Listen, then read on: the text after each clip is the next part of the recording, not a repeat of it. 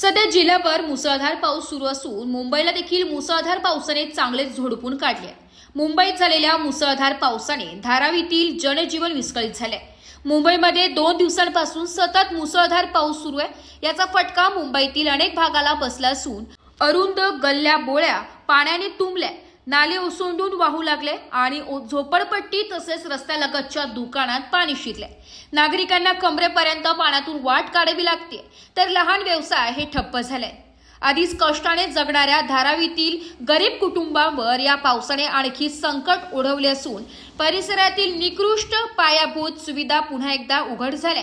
थोडक्यात मुंबईची तुंबई झाल्याचं बघायला मिळतंय. याकडे प्रशासन लक्ष देईल का की कानाडोळा करणार, हे आता बघणं महत्त्वाचं ठरणार आहे. Bureau report, AB News, Mumbai.